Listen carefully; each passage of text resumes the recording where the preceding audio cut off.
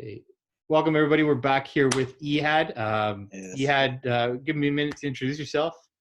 Yeah, I played in. I Make sure attended you get Laurier the from days right, 2012 to okay? I don't 16. want that background noise. Yeah, and I don't need hosts coming back down. Yeah, it was I attended Laurier 2012 to 16.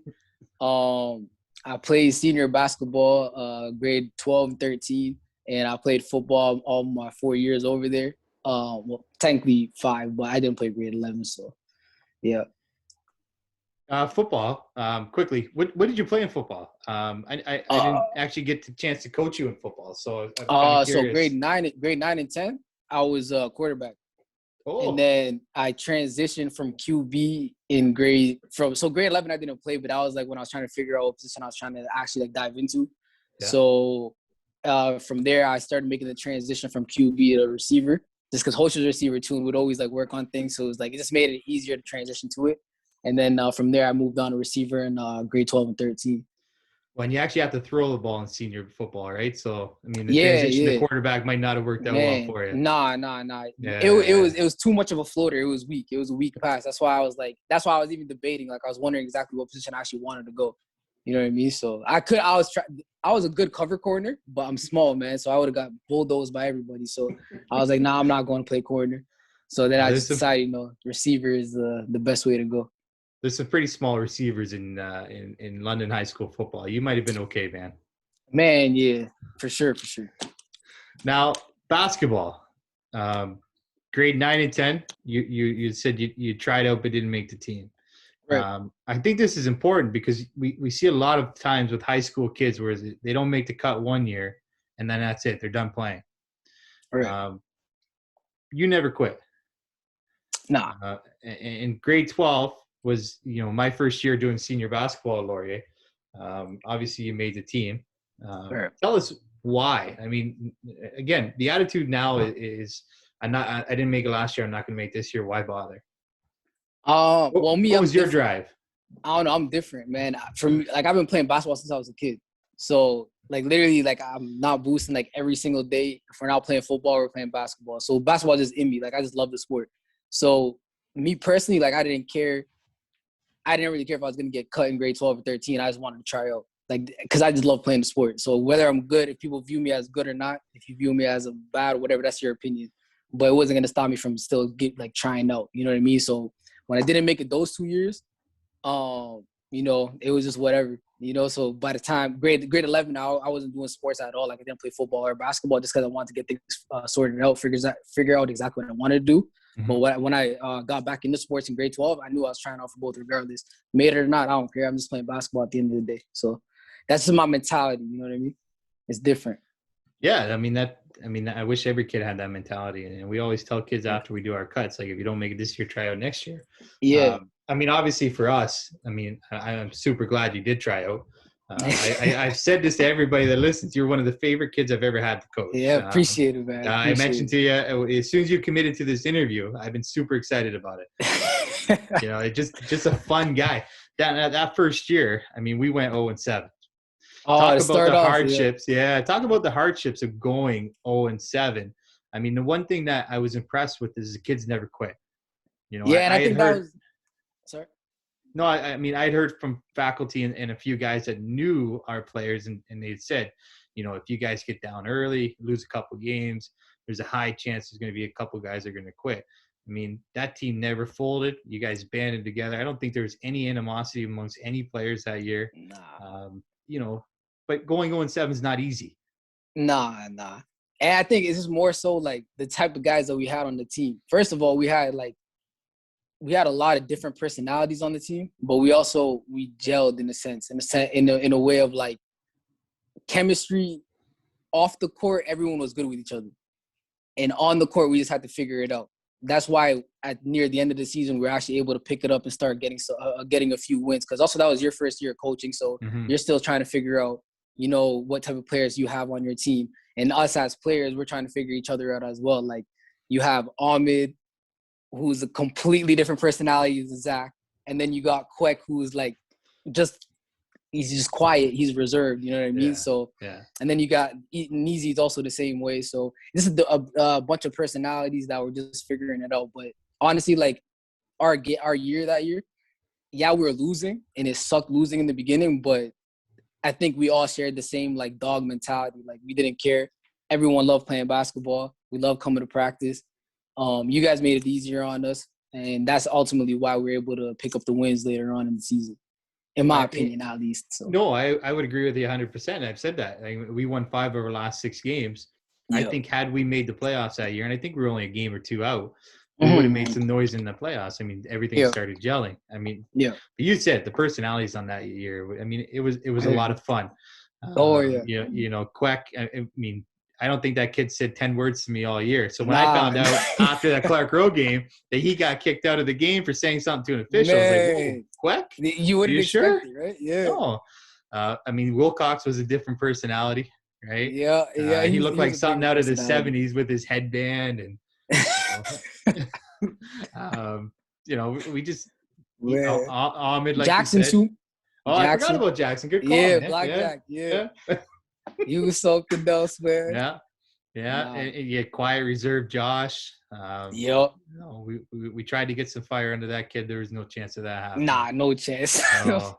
He's like him and his brother are the same. Like they're quiet. You know what I mean? But they're great ballers.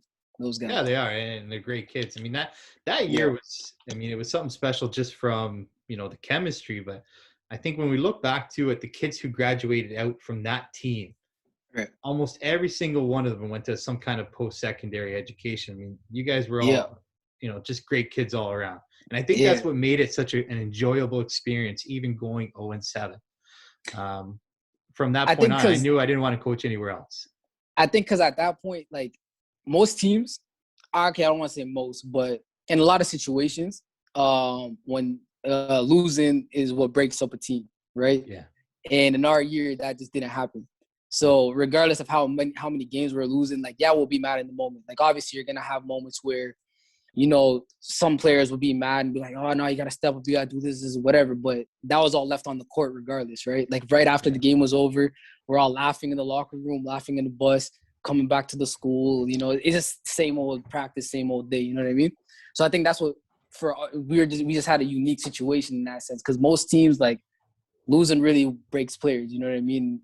And especially like guys at that age too, like,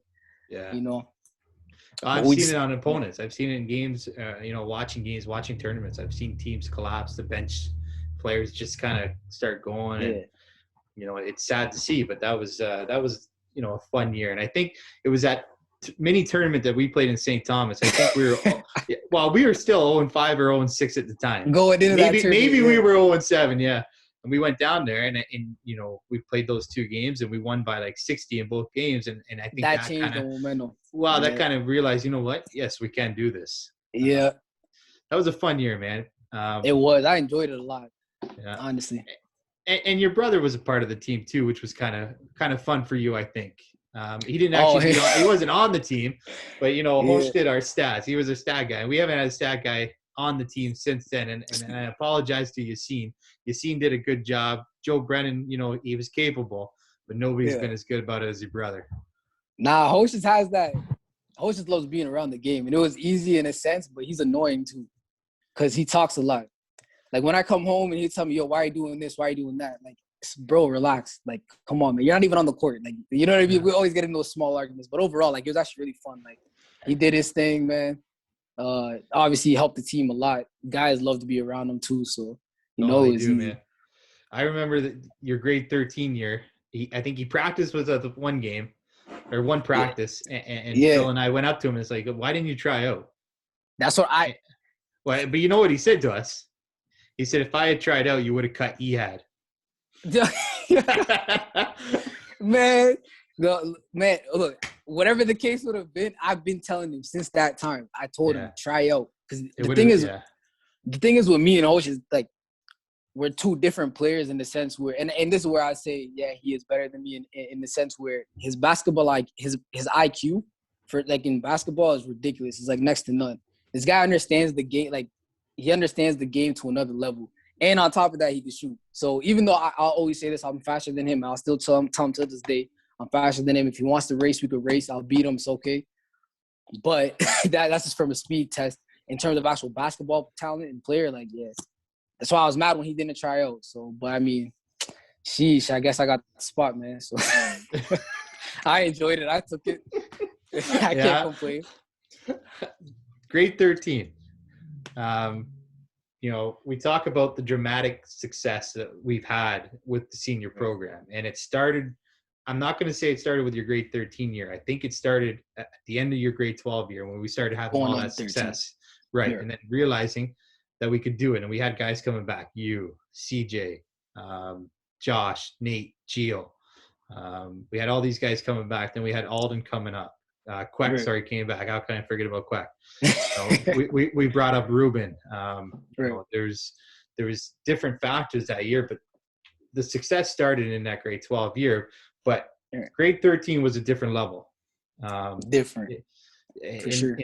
And it was felt at that first Beal game at Laurier. We lost on a last-second three-pointer at the buzzer, lose by 1.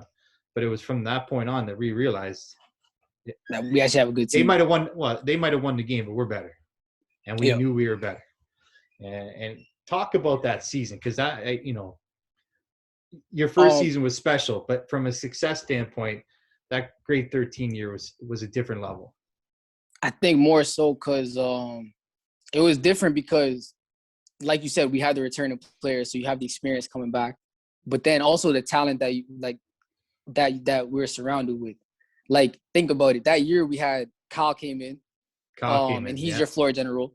Yeah. We had so Kyle really like I was telling you earlier, like he doesn't need to shoot the ball, but he will when you need it. He'll change the momentum anytime. You have Ruben, who's your just pure shooter. You know what I mean? And then you have Alden, who's a shooting big man, and really could do a lot of things on the court. And you have Quek, who just do it all. So when you look at that, that's something that we were missing in our previous year, was in terms of having that that talent. You know what I mean? We didn't have guys who can kind of do everything that you need in a basketball sense, right? But that year we got that, and on top of that, they all shared the same mentality we had that we had the previous year.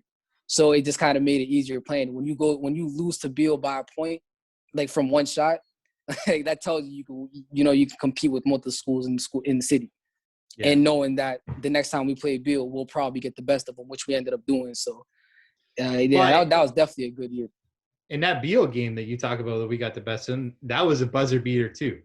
That was Josh got fouled putting in a layup down by 2, and then hit the free throw with no time left on the clock. Exactly.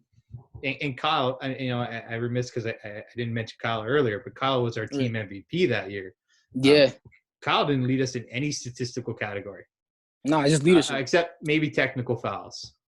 But you're right. It was the leadership. That Beal game, the one that we talked about winning at Beal, Kyle fouled out because he knew he had to commit the foul at the end of the game. Exactly. A lot of guys wouldn't do that.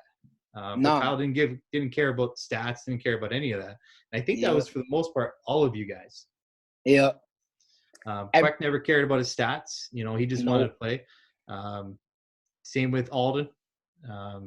You guys, every single one of you, there was a single person on that team that was worried about their own personal stats. Exactly. And again, that just comes to it speaks to the mentality. We just all had that same mentality. That's what made that season easy. Yeah. And this is the thing, like a lot of people, or a lot of schools, they get intimidated by Beal. Like when you see like Beal, like historically they have a great, like they run London. You know what I mean? Yeah. So a lot of teams tend to get intimidated by them, but we're one of those teams where we didn't. Regardless, like we're going to play ball, we're gonna go as hard as we can, and we're gonna accept any outcome that we got. So which made it easy because regardless, like I know you had your teams like Lucas, you had what was that other team? Central, I believe. Medway. But Bill was just another, or Medway, sorry, yeah. But Bill was just another level, and we didn't fold against them. So like no one was playing scared on the court. So that's what made competing against them fun to watch. So.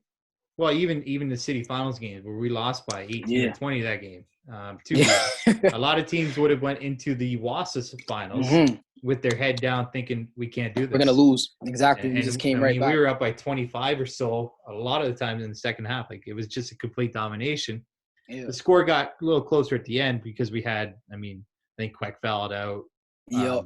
Kyle fouled out. Yeah, Yeah. I mean, we had a lot of guys foul out towards the end of the game, but But regardless, like, same thing, right? same thing, buddy. OFSA, I mean, that was a different experience. I mean, Man, talk about your perspective of OFSA. that honestly, officer by far was like the best trip. And more, it was just because the way, like, you went, honestly, coming into it, I didn't know what to expect. Coming into officer, I didn't know what to expect. Now, I'm not even talking in terms of basketball. I'm just talking off the court. I didn't know what to expect because you're rooming with like your entire team. You know, I don't know how that's gonna be. But it was a great experience. Even on the court, I honestly felt like we could have competed more in officer. Like I felt like I know we got blown out a couple games, but I really do feel like if a few things went our way, I mean, it didn't help. CJ was hurt the whole year, and we know the talent that CJ was. And I honestly do feel like Neezy was, in my opinion, one of the I'm not gonna say wasted talents, but like I just feel like if Neezy was used a little different, I feel like that season could have been a lot different too. Because Neezy had too much raw talent, you know what I mean, to not being that effective on the court. You know what I mean? Like, so if things went kind of our way, I feel like honestly, Offset could have been a lot different that year. But regardless, that experience was amazing. Even from start to finish, it was a great experience in my opinion. Well, and I think we learned something from that because, I mean, we played a lot of local tournaments that year. We didn't really go out of town. And then to go in against St. Marcialis right off the hop, you know, and I can't remember the second team, but, I mean, they just ran us out of the gym. Yeah. And it you know, Bill and I realized after that, like, we can't play local tournaments. We've got to stretch outside of London and just play Kitchener.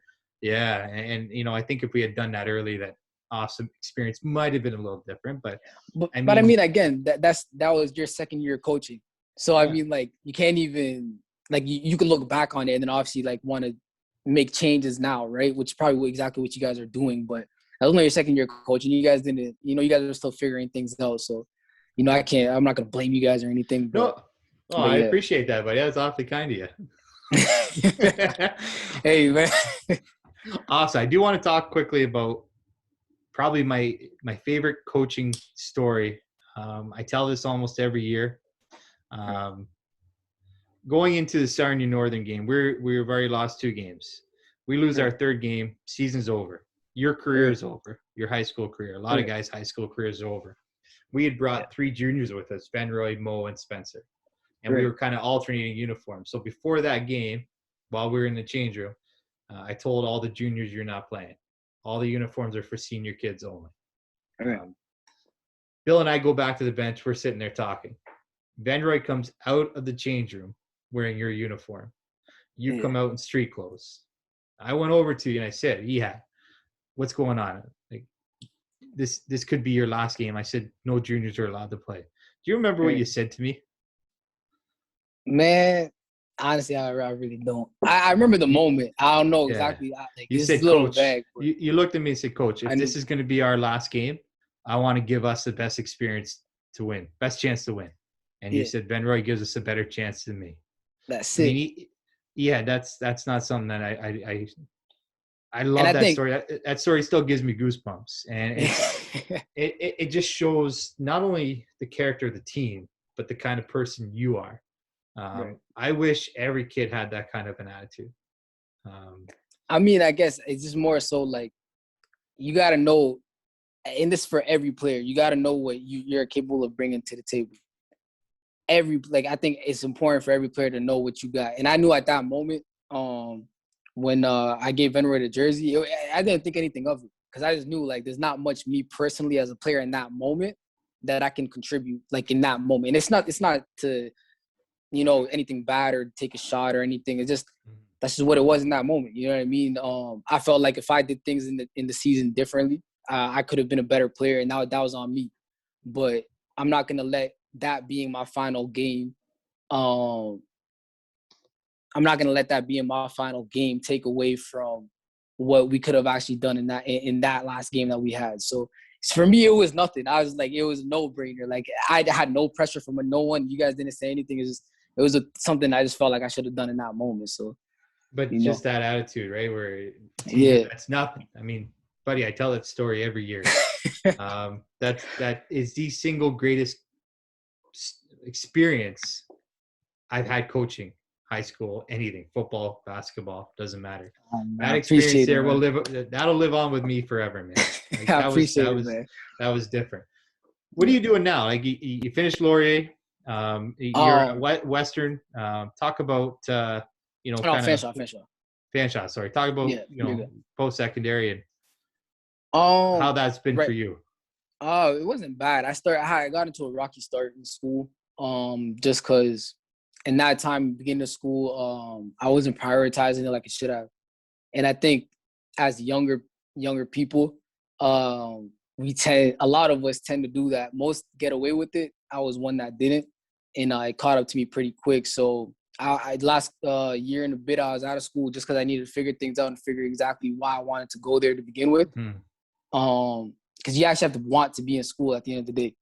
So for me, I just, checked myself. My brother checked me. People around me, we just figured things out. And then now I'm going to finish off my diploma this summer. So hopefully I can finish off the semester, get a good width, and move on after that.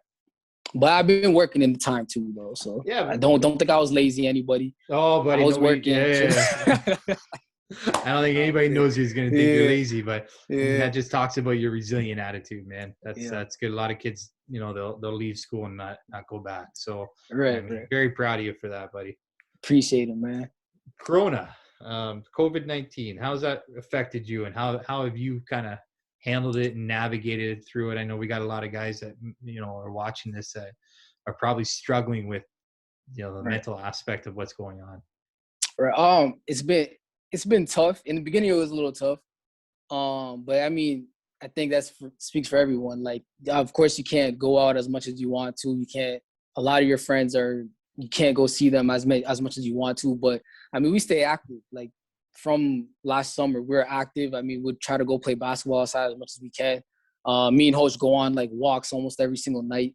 So, we just stay active, stay out. Don't be in your mind. Try to pick up new skills. That's what I try doing at least. So.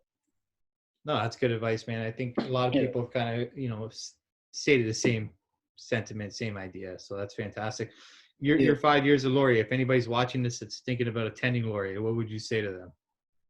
It's a great school, great environment. For any athlete that wants to go in school, prioritize both. Don't only prioritize sports. Like, education is important. I don't want to sound cliche or anything, but it really is. Like, at the end of the day, like, you got to start thinking not only in that moment, but think of what you're going to do after high school. So prioritize both, enjoy it. Don't take things too serious, man. It's high school, relax. You know what I mean? You got more to live for, like, all those things, man. And I'll tell other athletes too, this is for smaller athletes, like, just understand, like, and this is one thing that I'm not going to say I regret, but one thing that I could have done better is you got to understand, you got to stand out. That was one thing I didn't say earlier when I was speaking about it, is you got to stand out as an athlete. You know what I mean?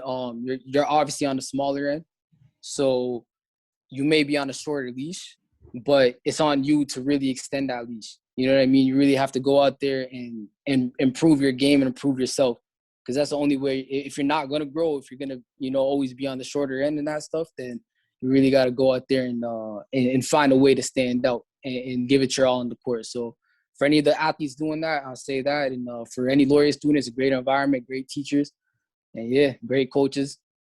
Dave, I might come coach one day. You should give me the head coach we talked about this before we got in this. I'd take you anytime. Take you anytime. Just one game. In a tournament, I'll be a coach. One game in a tournament. Buddy, anytime. You know that. Bill and I would love to have you. Appreciate it, man. Thanks again for being with us, man. Like, I can't tell you how much I appreciate it. Hey, no worries.